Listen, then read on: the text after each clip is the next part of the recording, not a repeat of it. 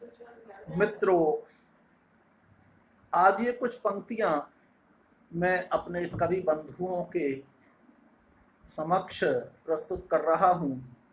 उनसे निवेदन कर रहा हूं, क्योंकि आदिकाल से और अब तक इतिहास साक्षी रहा है कि जब जब कली और भ्रमरों की ज़्यादा कविताएं हुई हैं, तब तब देश को उसका बड़ा हर्जाना चुकाना पड़ा है।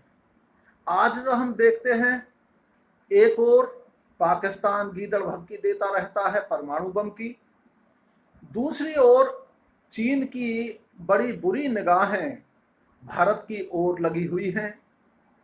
तो इस समय कलियों और भ्रमरों की कविता करना या राधा और कृष्ण के माध्यम से अपने मन की दूषित भड़ास को निकालना, वो बिल्कुल उसी प्रकार से है जिस प्रकार से रोम जल रहा था तो नीरो बांसुरी बजा रहा था। इसलिए मैं बड़ा विनम्र निवेदन करता हूं कवि बंधुओं कि अब कविता करनी छोड़ो, अब कविता करनी छोड़ो तुम मादक मदरा की प्याली की। अब कविता करनी छोड़ो उन फूहड़ जीजा साली की। अब कविता करनी छोड़ो तो अमेना मतवाली की। अब कविता करनी छोड़ो निर्वसन हुई हरियाली की। कवियों, अब कविता छोड़ो तुम अधरों और कपोलों की। फिर से जय जयकार करो उन रंग बसंती चोलों की। फिर से याद करो गाथाएं बुंदेले हर बोलों की। याद करो कुर्बानी उन गोरा बादल अलबेलों की। हे कवियों, उगती पीढ़ी को भटकाना कभी तुम्हारा काम नहीं। तुम कविता के जनक काव्य को कर सकते बदनाम नहीं।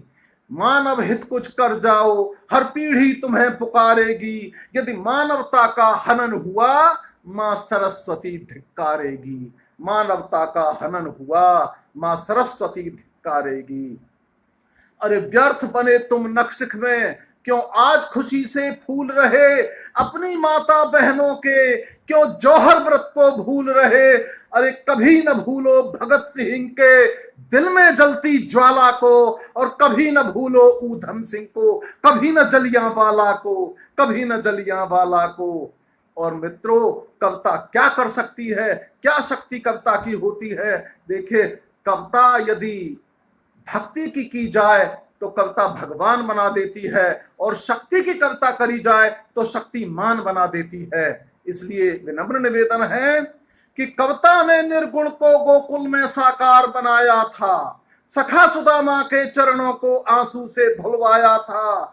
कविता ने हुलसी के सुत को तुलसीदास बनाया था, और कविता ने गौरी को गजनी में जाकर मरवाया था। कविता ने गौरी को गजनी में जाकर मरवाया था। इसलिए विनम्र निवेदन है कि कविता गाओ उस अतीत के, कविता गाओ उस अतीत के आंधी और तूफानों की।